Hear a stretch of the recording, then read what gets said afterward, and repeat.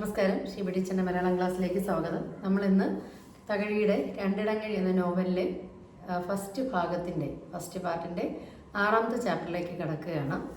6ാമത്തെ ചാപ്റ്ററിൽ, അതായത് പുഷ്പവേലിൽ ഔസേപ്പിൻ്റെ പാടത്താണല്ലോ കോരനും കൂട്ടനും പണിയെടുക്കുന്നത്.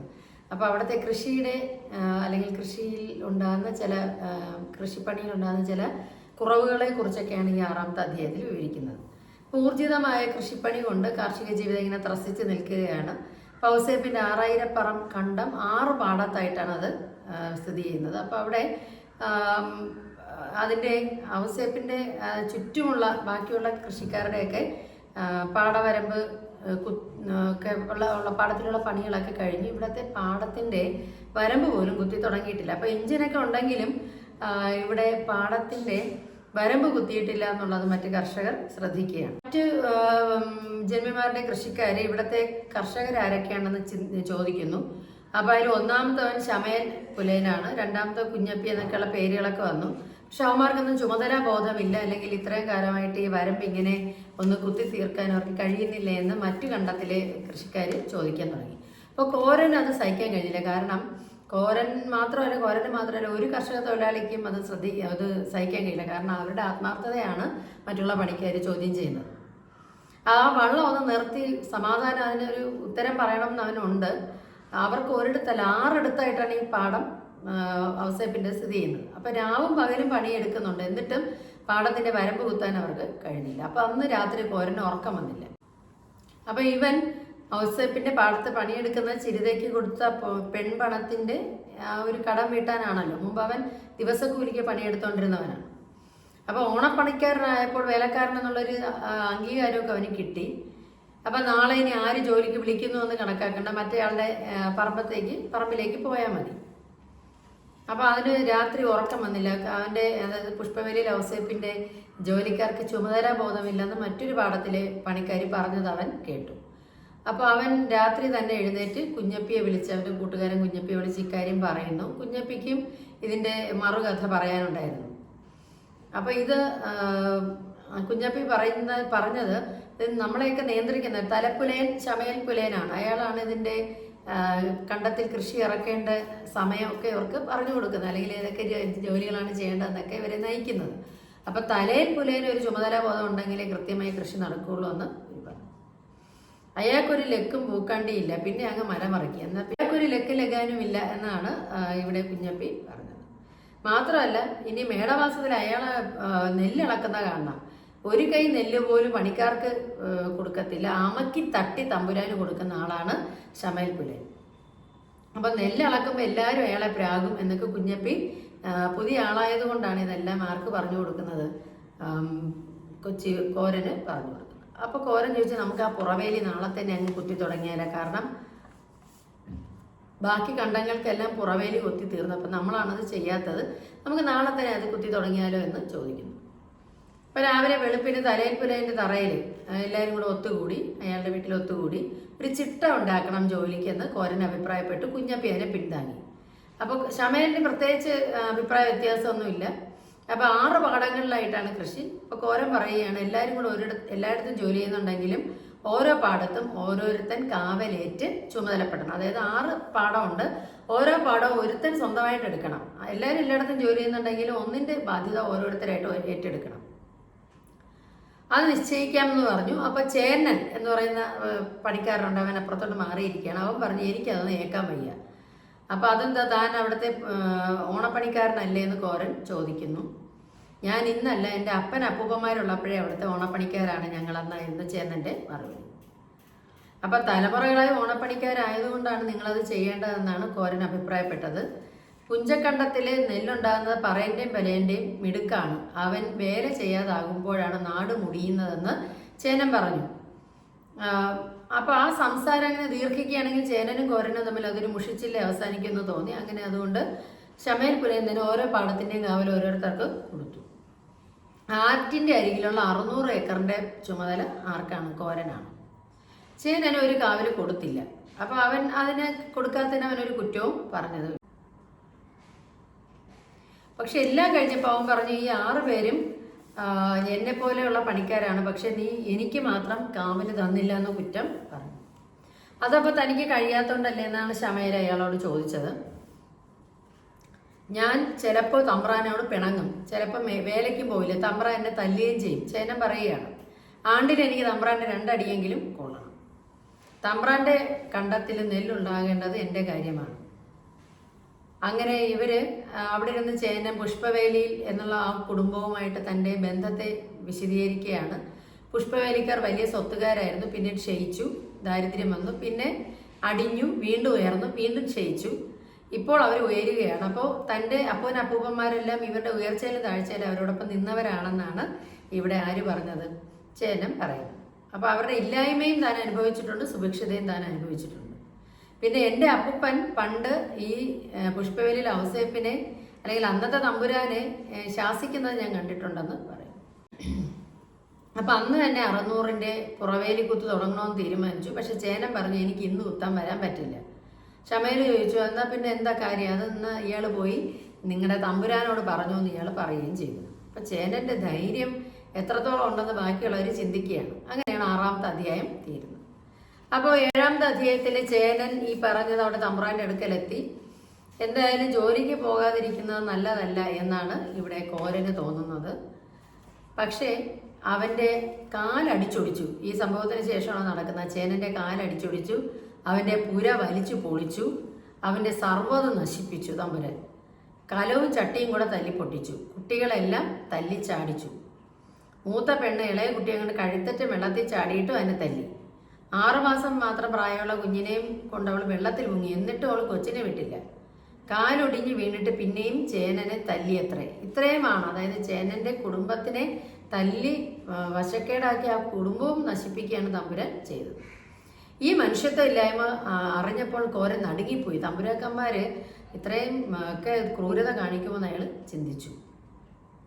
അപ്പോൾ ഈ ചേനൻ്റെ കുടുംബക്കാർ കഷ്ടകാലത്ത് നല്ല കാലത്ത് അയാളോടൊപ്പം നിന്നവരാണ്. തമ്പുരാന് വിളവുണ്ടാകേണ്ടത് തന്നെയും കൂടെ ആവശ്യമാണെന്ന് പറഞ്ഞ ആളിനെയാണ് ഇങ്ങനെ തമ്പുരാൻ ചെയ്തതെന്ന് ഓർത്തപ്പോൾ അയാൾക്ക് സങ്കടം വന്നു. അപ്പോൾ രാത്രിയിൽ കാക്കക്കൂട്ടിൽ കല്ലെറിഞ്ഞ പോലെ കുടുംബം 4 വഴിക്ക് ചിതറി ഓടി. അവർ ഒന്നിച്ച് കാണുമോ? ഒന്നിച്ചാൽ തന്നെ ചേനന് കിടക്കുന്ന കിടപ്പിൽ നിന്ന് എണീക്കാൻ കഴിയുമോ എന്നൊക്കെ അവൻ ചിന്തിച്ചു. അപ്പോൾ കുഞ്ഞപ്പി പറയുന്നത്, നമ്മൾ ചെയ്യുന്നത് തെറ്റാണ്. ജീവൻ കളഞ്ഞ് നമ്മൾ ജോലി ചെയ്താലും അവർ നമ്മളോട് കാണിക്കുന്നത് ഇങ്ങനെയായിരിക്കും എന്നാണ് അവർ ചിന്തിക്കുന്നത്. കുഞ്ഞപ്പി പറഞ്ഞ ഒരു കാര്യം ശ്രദ്ധിക്കണം. അതായത് കുഞ്ഞപ്പി ആ കാര്യത്തെക്കുറിച്ച് അഭിപ്രായം പറഞ്ഞത്, ഒരു പറയനെ 4-5 പേര് കൂടി അല്ലെങ്കിൽ തമ്പ്രാൻ 4-5 തല്ലി, അത്രയ്ക്കൊന്നും അതിനെക്കുറിച്ച് പറയാനില്ല. കാരണം ഇതിനു മുമ്പ് ചിലരെ തല്ലിക്കൊന്ന് ആറ്റിൽ എറിഞ്ഞിട്ടുണ്ട്. അപ്പോൾ അതൊരു വലിയ കാര്യമല്ല എന്നുള്ള രീതിയിലാണ് അവരൊക്കെ സംസാരിക്കുന്നത്. അപ്പോൾ കോരൻ ചോദിക്കുകയാണ്, അത് കൊള്ളാമല്ലോ, അതെന്തൊരു അധികാരമാണ്? തമ്പുരാക്കന്മാർക്ക് ഇങ്ങനെയൊക്കെ ചെയ്യാനുള്ള അധികാരം ആരാണ് നൽകിയെന്നാണ് കോരൻ ചോദിക്കുന്നത്. എടാ കൊച്ചെ, നിനക്കിപ്പോൾ തോന്നി ഈ ചേറിലും ചൊറിയിലും ചെളിയിലും ഒക്കെ മുങ്ങിക്കുത്തി കിടന്ന് നമ്മൾ കഷ്ടപ്പെടുന്നു. അങ്ങനെയൊന്നും ഇതൊരു ജന്മത്തിൻ്റെ ഫലമാണ്. അതായത് നമ്മുടെ ഈ ജന്മം ഇങ്ങനെ കഷ്ടപ്പെടേണ്ടതാണ്. കോരൻ അതിൻ്റെ ആ ഒരു തത്വശാസ്ത്രം മനസ്സിലായില്ല. അപ്പം തലമുറകളായി വിശ്വസ്തതയുടെ സ്നേഹത്തോടെ ആ തമ്പുരാനെ സേവിച്ചു വന്ന ഒരാളിനെ തല്ലി കാലുടിച്ച തമ്പുരാനെ കുറിച്ച് ആരും ഒരു കുറ്റവും പറയുന്നു. അപ്പോൾ കുഞ്ഞപ്പി തുടർന്ന് പറയുന്നത്, അടുത്ത ജന്മം നമുക്ക് ഗുണമേ വരും, നല്ലതേ വരും. പക്ഷെ ചേനനെ തല്ലിയെന്ന് ഇച്ചിരി കൂടിപ്പോയി, ഇത്രയും വേണ്ടായിരുന്നു. പിന്നെ പഴയ തമ്പുരാക്കന്മാരൊക്കെ മരിച്ചു പോയില്ല, അവരൊന്നും അല്ല ഇത് ചെയ്തത്. അപ്പോൾ അവർ അവരുടെ സ്വഭാവം, അവരൊരാളിനെ തല്ലി കാലുടിച്ചാൽ അവരും കൂടെ അടുത്ത് വന്നിരുന്ന് കരയും, അവർ ശുശ്രൂഷിക്കും. പിന്നെ ഒരു കൊച്ചു ജനിച്ച അതിൻ്റെ പേറ്റ് ചിലവ്, പേരിടൽ, കല്യാണം, ഇതെല്ലാം തമ്പുരാൻ്റെ ചിലവാണ്. പണ്ടത്തെ തമ്പുരാൻ തല്ലിയാലും അതിനൊരു ഗുണമുണ്ടായിരുന്നു. പക്ഷെ ഇന്ന് അതെല്ലാം ആ കാര്യങ്ങൾ കുറേയൊക്കെ ശരിയായിരുന്നെന്ന് കോരനും തോന്നി. കാരണം കോരൻ്റെ അപ്പൂപ്പൻ മരിച്ചപ്പോൾ അവിടെ തമ്പുരാൻ്റെ വീട്ടിൽ നിന്നാണ് ശവദാഹത്തിനുള്ള വിറക് കൊണ്ടുവന്നത്.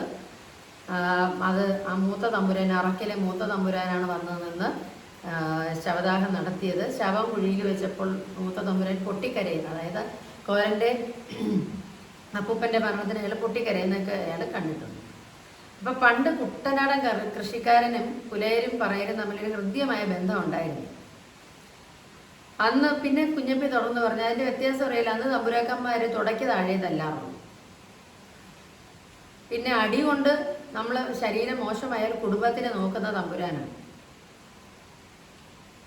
പിന്നെ കുഞ്ഞപ്പി പഴയ കാലത്തെക്കുറിച്ച് വീണ്ടും വിസ്തരിക്കുകയാണ്. വെള്ളപ്പൊക്കത്തിൽ വേലയില്ലാതെ നമ്മൾ കിടക്കുകയായിരിക്കും, പക്ഷേ എന്തെങ്കിലുമൊക്കെ വിശേഷമായി നമുക്ക് തരും. ദിവസക്കൂലി 6 കൂലിയാണ്. ഉച്ചയ്ക്ക് കഞ്ഞി, പിന്നെ കൊയ്ത്തായാൽ ആദായം കേൾക്കണം. ഉച്ചയ്ക്ക് കുടിപ്പാൻ കറ്റ. അപ്പോൾ എല്ലാ ചിലവും, പിള്ളേരുണ്ടെങ്കിൽ അവർക്ക് പറക്കി തിന്നാനെന്നും പറഞ്ഞ് അത് എടുത്തുകൊണ്ട് പോവാം. പിന്നെ 100 കറ പണ്ടം, 100 പറ കണ്ടം ചെയ്തു കഴിഞ്ഞാൽ ആദായം നല്ലപോലെ കിട്ടും.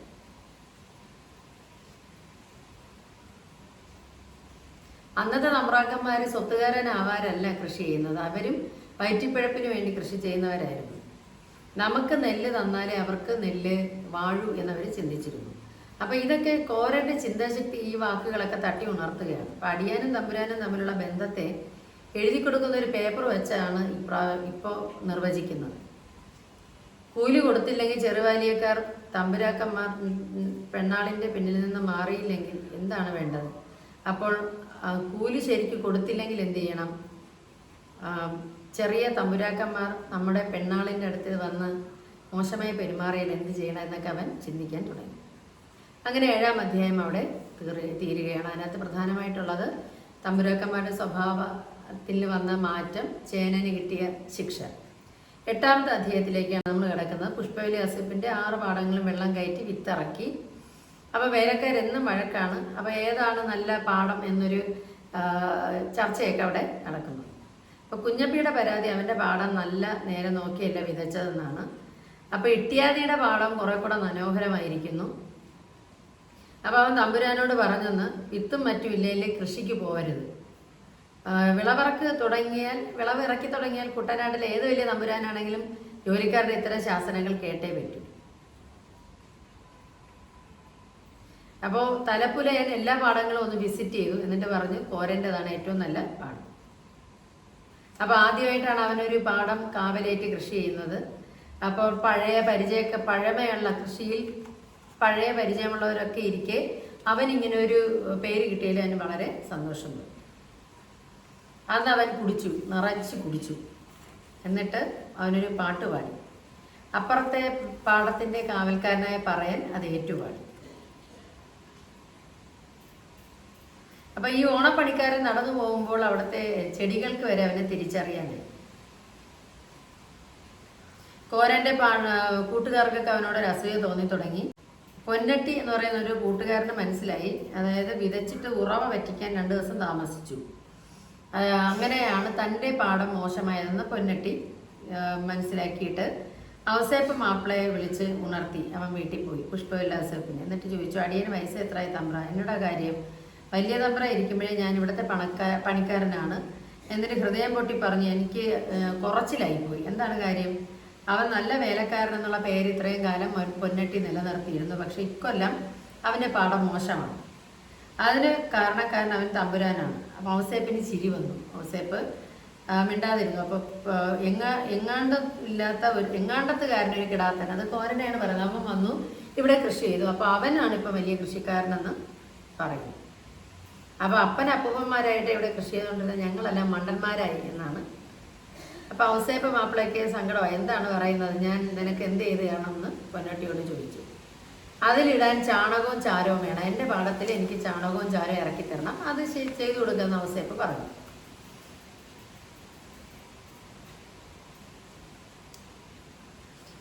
ഇവൻ പോയി കഴിഞ്ഞപ്പോഴേക്കും കോരം വന്നു. അവന് ഇച്ചിരി വളം വേണമെന്ന് പറഞ്ഞ് അത് കൊടുക്കുന്ന ഔസേപ്പ് സമ്മതിച്ചു. എന്തായാലും ആ വർഷം ഔസേപ്പിൻ്റെ പാടം വളരെ നന്നായിട്ടാണ് അവിടെ കണ്ടത്. അതായത് കൃഷി വളമൊക്കെ പിടിച്ച് തഴച്ചു വളർന്നു.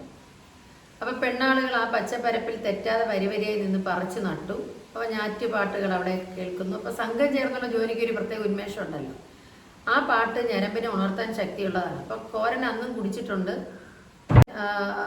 പാട്ടുകാരി ചിരിതയാണ് കൂടെ നിന്ന് പാടുന്നത്. അവളുടെ ആ പാട്ട് കേട്ട് അവനും വളരെ സന്തോഷത്തോടെ അത് ഏറ്റുപാടി. അപ്പോൾ അതൊരു പേരറിയാത്തൊരു കവി രചിച്ച ഒരു പ്രണയകഥയാണ്. ഒരു പറയുക സ്നേഹിച്ച കഥ.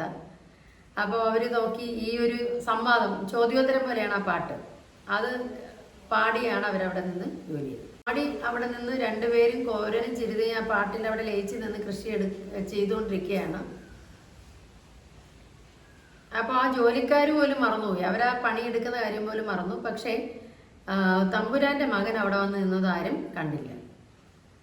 അവർ പാടുകയും പണിയുകയും ചെയ്യുകയാണ്. കോരന്റെ പാട്ട് പെട്ടെന്ന് നടുങ്ങി. കാരണം കൊച്ചു തമ്പുരാൻ നിൽക്കുന്നത് ചിരുതയുടെ പിന്നിലാണ്.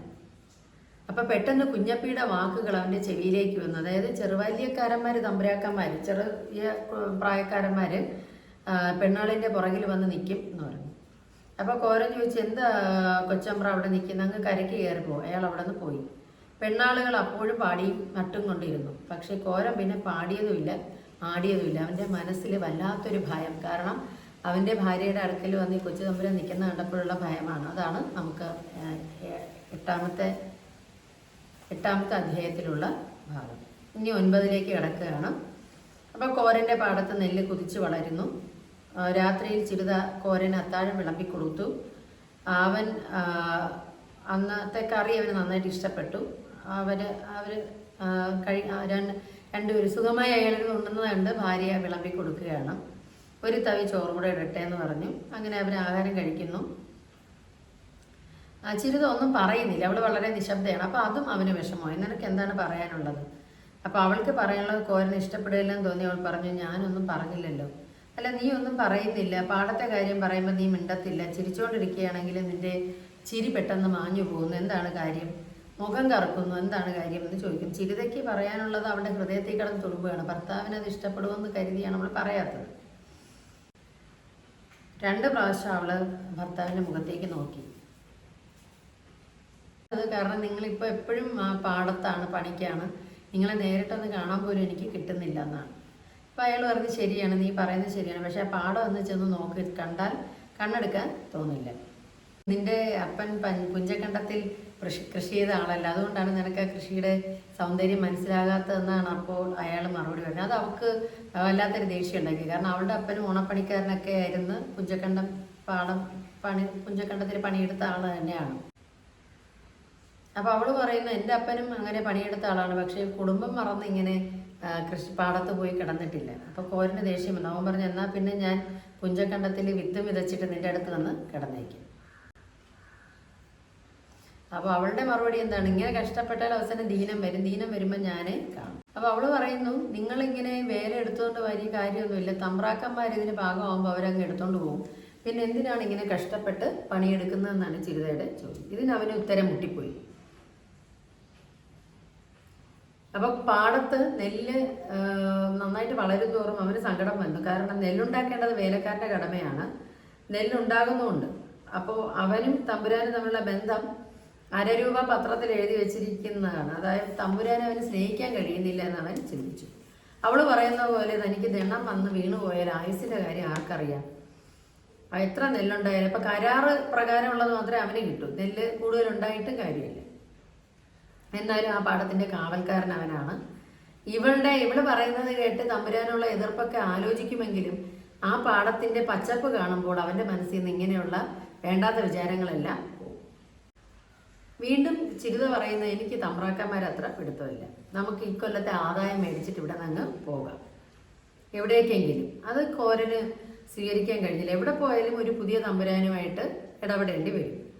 അതിൽ ഭേദം കൊല്ലങ്ങളെ പരിചയമുള്ള ഇവരുമായിട്ട് ചേർന്ന് കഴിയുന്നതാണ്. മറുപടി വളരെ പെട്ടെന്നായിരുന്നു. ശരിയാണ്,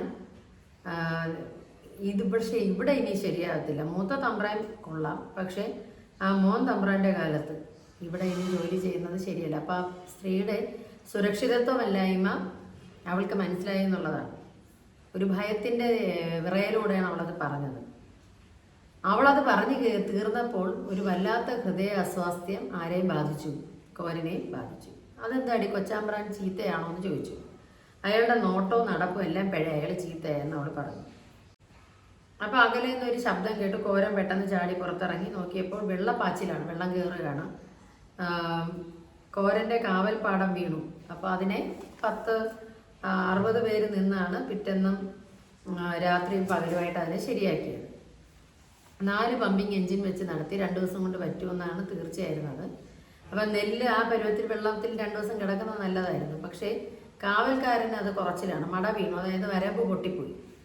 അത് സൂക്ഷ്മത കുറവുകൊണ്ടാണ്. കൃഷി ഉടമസ്ഥന് അധിക ചെലവ്. കൃഷി നന്നായി ആ ചെലവ് അപ്പുറമെങ്കിലും കിട്ടും. വേലക്കാരനെ കുറ്റപ്പെടുത്താനുള്ള ഒരു അവസരവും കൂടിയാണ് അവിടെ ലഭിച്ചത്. അപ്പോൾ 3-4 ദിവസം അന്വേഷിച്ച് നടന്നിട്ട് ഔസേപ്പിന് കോരനെ കണ്ടുപിടിക്കാൻ സാധിച്ചുള്ളൂ. കാരണം മട വീഴുമ്പോൾ അവൻ പാടത്തില്ല, എവിടെയോ ചുമതലാബോധമില്ലാതെ പോയി എന്ന് ആണ് അവൻ്റെ ചിന്ത. അതുകൊണ്ട് അവൻ പുറത്തിറങ്ങിയില്ല.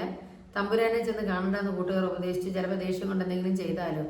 ഒരാഴ്ച കഴിഞ്ഞ് നെല്ലിൻ്റെ ക്ഷീണമൊക്കെ തീർന്നാണ് അവൻ പുറത്തിറങ്ങിയത്. അപ്പോൾ ഗൗരവമുള്ള ഓരോ ആരോപണം അവൻ്റെ മേലിലുണ്ട്. മട വീണതിന് കാരണമുണ്ട്. പുഞ്ചക്കണ്ടം സത്യമുള്ളതാണ്. അവൻ തറയിൽ പോയിട്ട് അശുദ്ധമായി, അവൻ്റെ കുടുംബത്തിൽ പോയിട്ട് അശുദ്ധമായി ആ വരമ്പത്ത് വന്നതുകൊണ്ടാണ് മട വീണത്. അപ്പോൾ ഒരു പ്രായമായ ഒരു ഉത്തരം പറഞ്ഞു, അവർ ചെറുപ്പമില്ലയോ. കാരണം അങ്ങനെ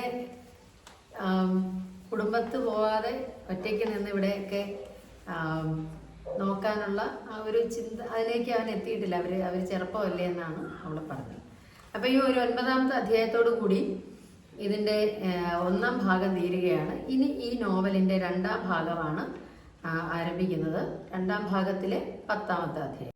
2ാമത്തെ ഭാഗത്തിലേക്ക് വരുമ്പോൾ വോട്ടവകാശം കിട്ടിയ നാട്ടുകാരുടെ ആഘോഷത്തിലാണ് 2ാം ഭാഗത്തിൽ, അതായത് 10ാം അധ്യായം ആരംഭിക്കുന്നത്.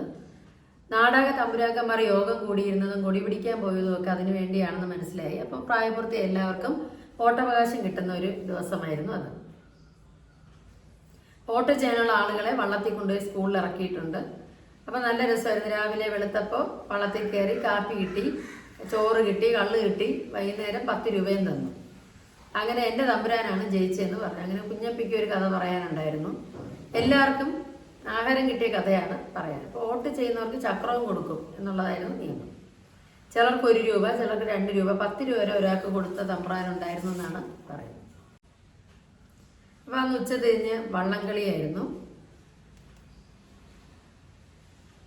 ആ വള്ളമൊക്കെ തുഴഞ്ഞ് പോകുന്നത് കണ്ടവരവിടെ നിൽക്കുകയാണ്. കാരണം അന്നത്തെ ദിവസം ഭയങ്കര ഒരു സംഭവ വികാസങ്ങൾ നടക്കുന്ന ദിവസമാണ്. ആ രാജ്യത്ത് ആളുകൾക്ക് വോട്ടവകാശം കിട്ടിയിരുന്നു. എല്ലാവരും ഒപ്പമാണെന്നാണ് തമ്പ്രാൻ പറഞ്ഞത്. നേരെ കൊണ്ട് കോരാ നമ്മളും തമ്പ്രാനും ഒപ്പമാണോ എന്നൊരു ചോദ്യം അവിടെ ചോദിക്കുന്നുണ്ട്. ഇട്ടിയാദി എന്നൊരു മനുഷ്യൻ പറയുകയാണ്, ഇതൊക്കെ പ്രസംഗക്കാർ പറയും, തമ്പുരാന്റെ ചോരയും പറയിൻ്റെ ചോരയൊക്കെ ഒരുപോലെയാണെന്ന്. പക്ഷേ എങ്ങനെയാണ് അത് ഒന്നാവുക എന്നാണ് അവർ ചോദിക്കുന്നത്. ഇപ്പൊ രാജഭരണം ഇല്ലാതായി ജനാധിപത്യത്തിലേക്ക് വരുന്ന ഒരു കാലഘട്ടത്തെയാണ് ഇവിടെ സൂചിപ്പിക്കുന്നത്. അപ്പൊ രാജാവ് ഉണ്ടായിട്ട് ഇവിടെ കുത്തിക്കൊലയും കൊള്ളയും നടക്കുന്നു. ഇനിയിപ്പോൾ പോലീസുകാരും കൂടെയൊക്കെ ഇല്ലാതായാലോ എന്നൊക്കെ ഇവരുടെ ഒരു സംശയമാണ്. അവർ ഇടപെട്ട് തങ്ങൾക്ക് കൂലിയൊക്കെ വാങ്ങിച്ചു തരണം എന്നൊക്കെ ഈ ചെറുപ്പക്കാരായ കൃഷിക്കാർ തമ്മിൽ പറയുകയാണ്.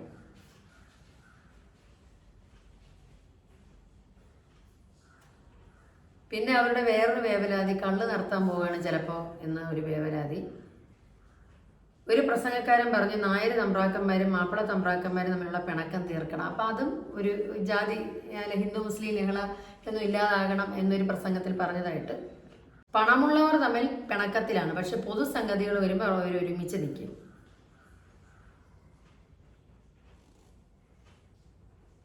ഇപ്പൊ കോരൻ പറഞ്ഞു ഇതെല്ലാം കള്ളത്തരമാണ്, ഉള്ളവനെന്ന് ഇല്ലാത്തവനെന്ന് 2 ജാതിയേ ഉള്ളൂ. പിന്നെ നമ്മുടെ തമ്പ്രാൻ പോലീസുകാരെയും കൊണ്ടുവന്ന് നമ്മുടെ കുടിയിറക്കിയാൽ നമ്മളതിപ്പോൾ പോവേണ്ടി വരും. വേറൊരു ചെറുപ്പക്കാരൻ പറഞ്ഞു, ഈ നാട്ടിലെ പാവങ്ങൾ നായന്മാരും മാപ്പിളന്മാരും അവർ തമ്മിൽ ഇഷ്ടമാണെങ്കിൽ നമ്മളോട് പണക്കാർ തമ്പ്രാക്കന്മാരെ പോലെ തന്നെ, പക്ഷെ നമ്മൾ പട്ടിണി കിടക്കുന്നില്ല, അവർ മുഴുവൻ പട്ടിണിയിലുമാണ്. കോരച്ചൻ പറഞ്ഞ പോലെ ഉള്ളവനില്ലാത്തവനെന്നുള്ള 2 ജാതിയേ ഉള്ളൂ.